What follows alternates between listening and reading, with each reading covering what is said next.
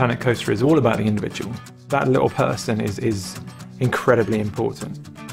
Every little guy has a little bit of money in their pocket, and what you're doing is ultimately designing a very twisted, exciting, terrifying machine which is designed to get the money out of them. They're only there for a very short amount of time, and you want them to leave with far less money than they arrived with, preferably none.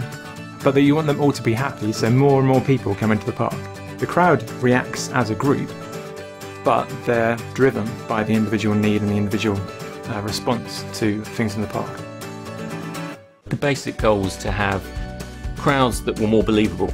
So people far cleverer than me will tell you exactly how this is working. But traditionally, certainly in sim games, people don't matter, so we'll take shortcuts and we'll let people walk through each other. And it looks ridiculous. You stop believing in people. So we've designed a new kind of algorithm. It's more like a fluid simulation. It's dynamic. So it's like, imagine two sets of particles trying to go in different directions. When they meet, they form into lanes, and then they move past each other and potentially form mini vortices. And that means that you're planning the route for everyone at the same time and not planning each person's route individually. But because we're tracking the individual and those little people matter, and we want a really detailed super simulation, they avoid each other, right? So not only do people want to take the shortest possible route through a park so they're not getting tired, right?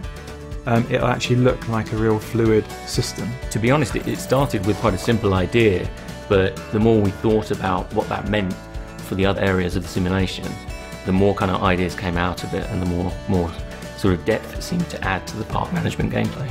Yeah, I think we're playing around with congestion animations right now, and that's looking quite promising. People bunch up, they can't get around each other, they look a bit frustrated, they're trying to sort of peek around people's heads, and then trying to look for other things at the same time, and it's that sort of layers of complexity that are making the park feel quite rich.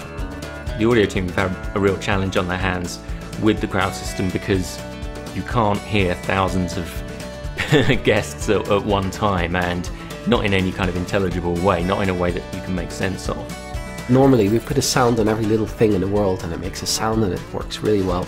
But with 2,000 people in a crowd, or even 20,000 people in a crowd, that's the numbers we're looking at, is you're just going to be drowning in sounds. There's going to be no other sound than a lot of people talking. So we're designing these systems that very intelligently look at this large amount of data and pick out exactly those things we want to hear. So with crowds, we're looking at informing that there's something that needs investigation, but not actually trying to get all the little details in there. Because if you know something's wrong, you're going to investigate, and that's part of the gameplay. So when you place a ride down, there'll be a wave of reaction spilling out amongst your crowd. And in this game, we want to render a larger crowd than we've ever rendered before. We're talking like thousands of people. So you'll see that ripple of reaction going through the crowd. So it can run in real time, and that's the hard part. And then also making it work with our path system, which was being designed as well in that pre-production phase.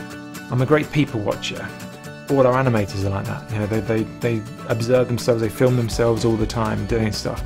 And seeing that come through into the game, and seeing it being supported by an engine which is not going to cripple their animation when it gets half a mile away, with hundreds of people in camera shot at any one time when you're low, thousands when you're up high.